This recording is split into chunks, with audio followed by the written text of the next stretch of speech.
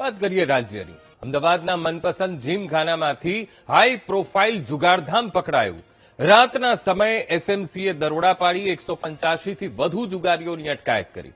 છેલ્લા 16 કલાકથી જુગારીઓના નિવેદન લેવાની કામગીરી શરૂ કરવામાં આવી છે. આખી રાત 185 જુગારીઓની પૂછપરછ કરવામાં આવી.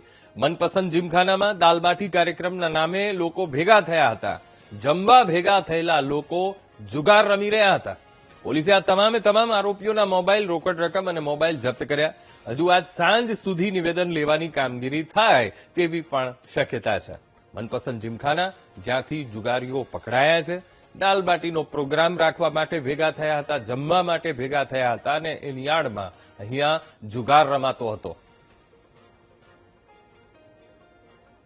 મનપસંદ જીમખાના હંમેશા ચર્ચામાં રહ્યું છે. અનેક વખત રેડ પડી છે, તેમ છતાં પણ ગેરકાયદેસરની પ્રવૃત્તિ આ જીમખાનામાં ચાલતી રહે છે. તમે જે રીતના દ્રશ્યો જોઈ રહ્યા છો તે અમદાવાદના મનપસંદ જીમખાનાના આ દ્રશ્યો છે કે જ્યાં ગઈકાલે સાંજે એસએમસી દ્વારા રેડ પાડવામાં આવી હતી. જે રીતની અત્યારે હાલમાં માહિતી સામે આવી રહી છે, આ જીમખાનામાં દાલબાટીનો એક કાર્યક્રમ યોજાયો હતો અને દાલબાટીના કાર્યક્રમ બાદ લગભગ જુગાર રમવાનું પણ આયોજન હતું. જુગાર રમી પણ રહ્યા હતા અને ત્યારે એસએમસી દ્વારા રેડ પાડવામાં આવી. લગભગ 185 જેટલા જુગારીઓની ધરપકડ કરવામાં આવી છે. અત્યારે હાલમાં અટકાયત કરાઈ છે.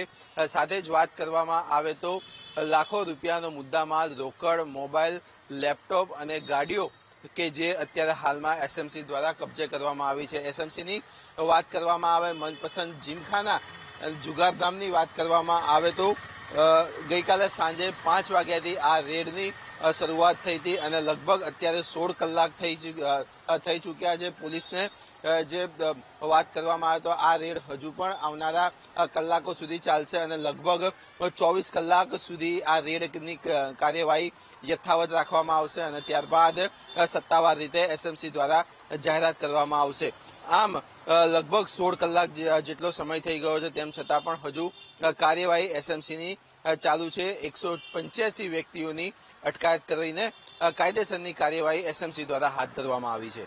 કેમેરામેન પ્રવીણ વાઘેલા સાથે પાર્થ જાની, વીટીવી ન્યૂઝ, અમદાવાદ.